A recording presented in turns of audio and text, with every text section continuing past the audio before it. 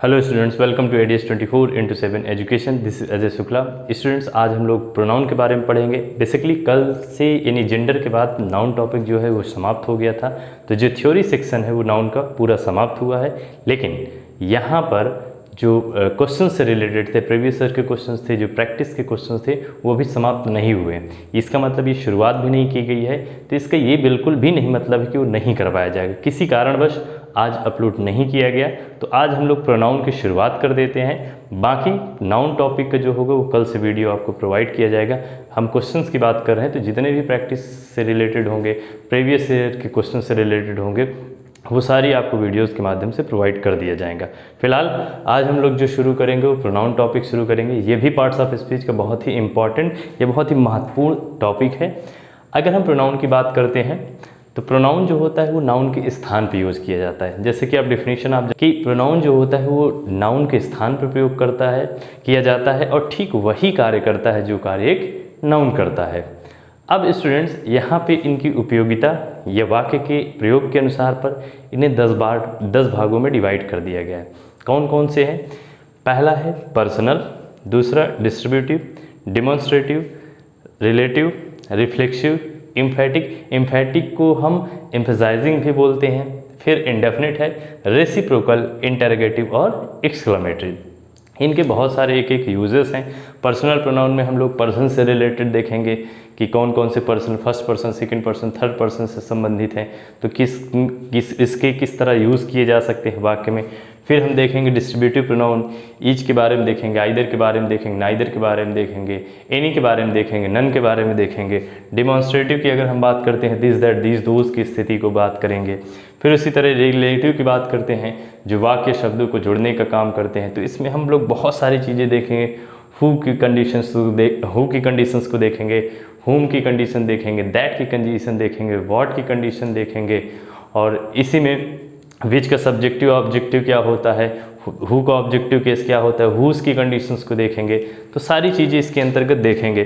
फिर हम लोग देखेंगे कंपाउंड रिलेटिव प्रोनाउंस क्या होते हैं, उन सारी कंडीशंस को देखेंगे।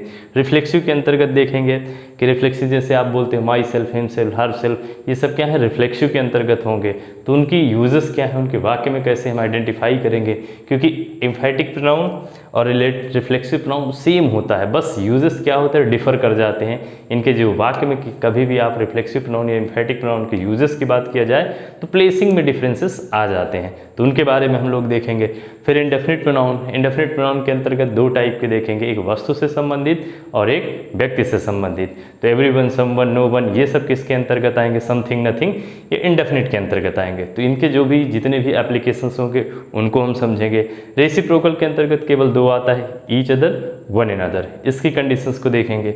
यहाँ पे इंटरोगेटिव, एक्सक्लेमेटरी, तो इनकी कंडीशंस को भी हम लोग देख लेंगे कि कैसे इंटरोगेटिव के अंतर्गत कौन कौन से आते हैं। भाई व्हाट है, उसी तरीके से हु है, तो जितने भी होंगे इंटरोगेटिव के अंतर्गत देख लेंगे। एक्सक्लेमेटरी में इकलौता होता है, केवल व्हाट होता है, तो व्हाट की कंडीशंस क्या है, तो एक एक चीज़ों को हम प्रॉपर तरीके से समझने की कोशिश करेंगे। तो इनकी उपयोगिता, इनके प्रयोग के आधार पर प्रोनाउन को 10 पार्ट में डिवाइड किया गया है। एक हमने आपको एक छोटा सा एक कहने का मतलब एक आइडिया आपको प्रोवाइड करवा दिया कि किस तरीके से सेंटेंस में कहने का मतलब इनके अंतर्गत क्या क्या चीज़ें होंगी, क्या क्या हम पढ़ेंगे। हाँ, एप्लीकेशंस इनका बहुत है, तो जो जो इम्पॉर्टेंट की अगर हम बात करते हैं तो important personal, distributive, demonstrative, relative, reflexive, ये यहाँ तक बहुत इंपॉर्टेंट है। ये कुछ इतना खास इंपॉर्टेंट नहीं है। इंडेफिनिट और रेसिप्रोकल, इसका मतलब ये है कि 7, 8 इधर का देखा जाए बहुत इंपॉर्टेंट है। इंटरोगेटिव, एक्सक्लेमेटरी और एम्फैटिक का इतना यूजेस नहीं है। बोलचाल की भाषा में ज़रूर इनका यूज़ किया जाता है, बट एग्जामिनेशन के अगर पॉइंट ऑफ व्यू से बोलें तो ऐसी स्थिति में एम्फैटिक, इंटरोगेटिव, एक्सक्लेमेटरी की इतना इंपॉर्टेंस नहीं है। क्वेश्चंस जो आते हैं मोस्टली इन्हीं सबसे आते हैं, यानी 5 इधर का ले लीजिए और रेसिप्रोकल, इंडेफिनिट का ले लीजिए, यहाँ से सबसे ज़्यादा क्वेश्चन देखे जाते हैं, ये पूछे जाते हैं। लेकिन चूंकि हम लोग पढ़ रहे हैं तो थॉरो पढ़ रहे हैं, इसका मतलब सारी चीज़ें हमें आना चाहिए, तो कोई चीज़ छूटना नहीं चाहिए। तो एक एक चीज़ों को हम लोग शुरू करते हैं। तो जैसे कि हम शुरू करेंगे किससे, पर्सनल प्रोनाउन से। तो प्रोनाउन किसी भी सेंटेंस में, अब हमें पता है कि डिफिनीशन में हमें पता चल गया कि प्रोनाउन क्या होता है, कि a pronoun is a word used instead of a noun और नाउन इक्विवेलेंट। तो यहाँ पे देखते हो नाउन के स्थान पर प्रयोग किया जाता है। जैसे एक एग्जांपल हम लिख रहे हैं यहाँ पे, फिर उसके बाद पर्सनल प्रोनाउन के बारे में पढ़ेंगे। जैसे मैंने कहा Ram is a good boy. ठीक, अब यहाँ पे हमने लिखा he has qualified this exam. अब यहाँ पे आप देख सकते हो हमने क्या कहा, Ram is a good boy. अब ये ही किसके लिए आया है, ही आया है राम के लिए। राम एक अच्छा लड़का है, उसने इस एग्ज़ाम को क्वालिफाई कर लिया है। ध्यान देना, प्रोनाउन का यूज़ हम तब करते हैं कि नाउन की रिपीटिशन ना हो सके। अब यहाँ पे आप ऐसे लिख दो Ram is a good boy, Ram has qualified this exam, थोड़ा सा ऑड लगेगा। तो यहाँ पे क्या होगा कि नाउन की रिपीटिशन ना हो सके, वो नाउन दोबारा रिपीट ना हो सके। तो रिपीटिशन से बचने के लिए हम क्या यूज़ करते हैं, प्रोनाउन यूज़ करते हैं। तो यहाँ पे ये ही किसके लिए आया, राम के लिए। Ram is a good boy, Ram एक अच्छा लड़का है। He has qualified this exam, उसने इस परीक्षा को पास कर लिया है, क्वालिफाई कर लिया है। इसका मतलब ही किसके लिए आया है, राम के लिए। राम क्या है, वाक्य का सब्जेक्ट है। अब देखना यहाँ पे सब्जेक्ट की तरह यूज़ किया है। जैसे मैंने कहा रवि टीचेस मी। अब यहाँ पे देखो मेन वर्ब के बाद जब भी हम आगे हम बताएंगे कि सब्जेक्टिव और ऑब्जेक्टिव केस की कंडीशंस क्या होती हैं, तो यहाँ पे क्या है, ये ऑब्जेक्ट है।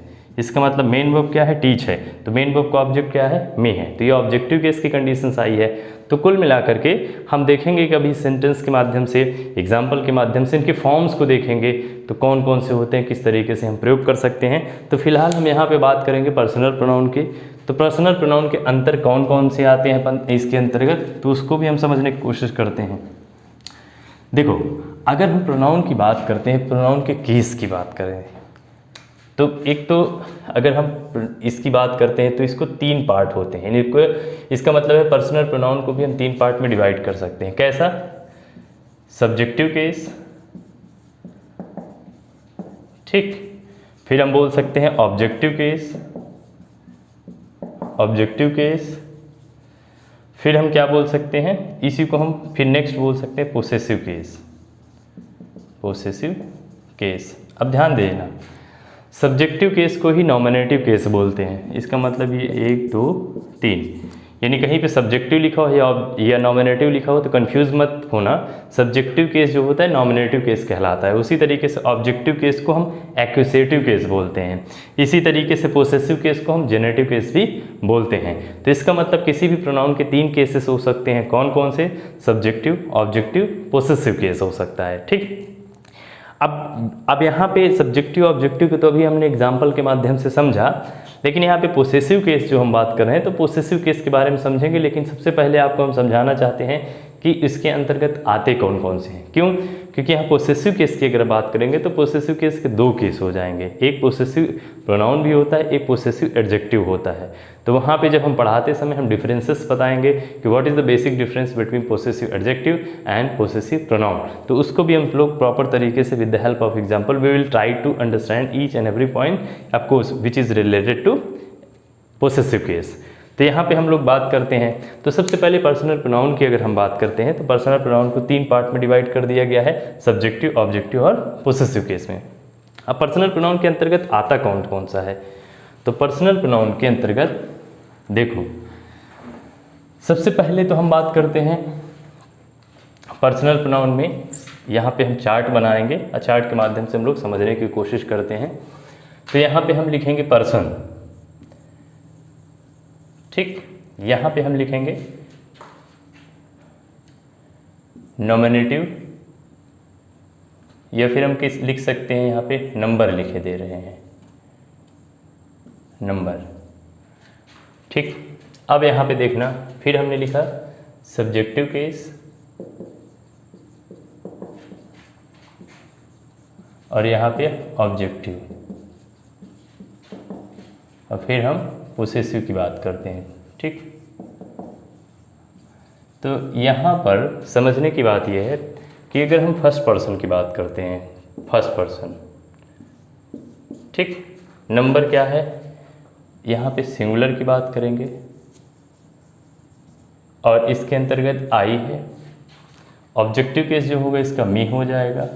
और पोसेसिव केस, यहाँ पे पोसेसिव केस प्रोनाउन की मैं बात कर रहा हूँ, तो यहाँ पे हम केवल अवर्स लिखेंगे। इसी तरीके से फर्स्ट पर्सन के ही अंतर्गत आएगा, लेकिन ये प्लूरल की कंडीशन होगी। और इसके अंतर्गत होगा वी, वी से ही बनता है अस और इसी से बनता है अवर्स। यहाँ पे माइन होगा। ठीक, नेक्स्ट की अगर हम बात करते हैं, यहाँ पे इसको हम यहाँ से लाइन खींचे दे रहे हैं। ये जो हम बात करेंगे सेकंड पर्सन की बात करेंगे, इसका मतलब इसके अंतर्गत यू की बात करेंगे, सेकंड पर्सन। और ये भी क्या होता है, सिंगुलर होता है और प्लूरल भी होता है, दोनों केस में यूज़ किया जाता है। यू हो गया, तो यहाँ पे सब्जेक्टिव और ऑब्जेक्टिव केस दोनों क्या होता है, सेम होता है। और यहाँ पे क्या हो जाएगा, योर्स हो जाएगा। यहाँ से अगर हम बात करते हैं तो इसके केस ख़त्म, यानी इकलौता सेकंड पर्सन के अंतर्गत क्या है, यू ही है। अगर हम थर्ड पर्सन की बात करते हैं तो थर्ड पर्सन में इसमें ही, शी,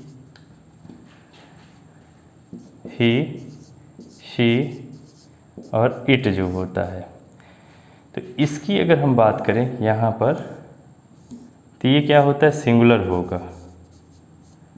ठीक, और इसी में होता है दे। और दे की अगर हम कंडीशन की बात करें तो ये प्लूरल कंडीशन में होता है। ठीक है, तो ही का जो ऑब्जेक्टिव केस की बात करेंगे तो ये हिम हो जाएगा। और इसी तरीके से अगर हम इसके पोसेसिव प्रोनाउन केस की बात करते हैं तो ये हिज हो जाएगा। इसी तरीके से सी का हर हो जाएगा। इसी तरीके से अगर हम इसका बोलें तो हर्ष हो जाएगा। ठीक, यहाँ पे इट की बात करते हैं तो इट जो है सब्जेक्टिव और ऑब्जेक्टिव केस क्या होता है, सेम होता है। बट एक चीज़ ध्यान दीजिएगा, इसका जो पोसेसिव प्रोनाउन होता है वो पोसेसिव प्रोनाउन नहीं होता है। इसका मतलब अगर हम बात करते हैं दे की, तो दे का देम हो जाएगा और इसी तरीके से देयर्स हो जाएगा। ठीक, तो इसी से पोसेसिव एडजेक्टिव बनता है। जैसे माई, माइन का आपने माई बोल दिया, अवर्स का आपने अवर बोल दिया, योर्स का आपने योर बोल दिया, हिज का आपने हिज का हिज ही होता है। तो उसमें बेसिक डिफरेंस क्या होगा उसको भी हम समझाएंगे। हर्ष का हर हो जाता है। और इसका पोसेसिव एडजेक्टिव की बात करते हैं इट का, तो इट्स हो जाएगा। यहीं पे अगर देयर्स की बात करते हैं तो देयर हो जाएगा। तो कहने का मतलब ये है कि अगर किसी भी प्रोनाउन का प्रयोग वाक्य के सब्जेक्ट के स्थान पर करोगे तो इसका मतलब इस लुक में होना चाहिए, यानी ये जो बनावट है वो सब्जेक्टिव केस का है। उसी तरीके से किसी भी प्रोनाउन का प्रयोग ऑब्जेक्ट के स्थान पर आप करते हो तो इसका मतलब मी, अस, यू, हिम, हर, इट, और ये दिम क्या है, ऑब्जेक्टिव केस में है। उसी तरीके से अगर पोसेसिव प्रोनाउन की बात करते हैं तो हम लोग बात करेंगे पोसेसिव प्रोनाउन में कि पोसेसिव प्रोनाउन के माध्यम से अगर हम किसी भी नाउन को दर्शाना चाहते हैं तो कह सकते हैं कि पोसेसिव प्रोनाउन जो होता है पोसेसिव एडजेक्टिव प्लस नाउन के इक्वल होता है। उसको भी हम एग्जाम्पल के माध्यम से समझने की कोशिश करेंगे। फिलहाल आज के लिए इतना ही। ये ध्यान से समझिएगा कि सिंगुलर प्लूरल की कंडीशन है। सिंगुलर प्लूरल की कंडीशन, इसका मतलब सेकंड पर्सन को हम सिंगुलर प्लूरल दोनों मानते हैं। With the help of example we will try to understand each and everything. And if you talk about the third person, so in third person he, she, it and they are used. So we always use he, she, it as singular form, and if you talk about them, they, so it is always used like a plural form. It means if we use they in any sentence, so we always use verb in plural form. That is a basic rule related to they here. लेकिन यहाँ पे अगर हम बात करेंगे you की, तो you को सिंगुलर प्लूरल तो दोनों मानेंगे, लेकिन वर्ब की प्रयोग करने की बात करेंगे तो वर्ब इसके साथ हमेशा प्लूरल आता है। इसी तरीके से भी वी के साथ जब भी किसी भी वाक्य में अगर सब्जेक्ट के स्थान पर प्रयोग किया जाता है तो वर्ब की अगर हम बात करेंगे तो इसके साथ वर्ब भी हमेशा प्लूरल फॉर्म में प्रयोग की जाएगी। आई की अगर हम बात करते हैं तो आई के साथ स्पेसिफिक रूल है। इसका मतलब ये है कि आई के कभी कभी अपने साथ सिंगुलर वर्ब लेती है, कभी कभी प्लूरल लेती है और कभी कभी स्पेसिफिक वर्ड। इसका मतलब स्पेसिफिक वर्ब की बात करते हैं तो अपने साथ कभी कभी एम को लेना शुरू कर देती है। यहाँ पे समझने की बात है कि हम अलग अलग टेंस में अलग अलग प्रकार की वर्ब यूज़ करेंगे। किसके साथ? आई के साथ। ठीक है, तो आज के लिए इतना ही। आशा करता हूँ आज का वीडियो अच्छा लगा होगा तो लाइक एंड सब्सक्राइब जरूर कीजिएगा। Thank you so much.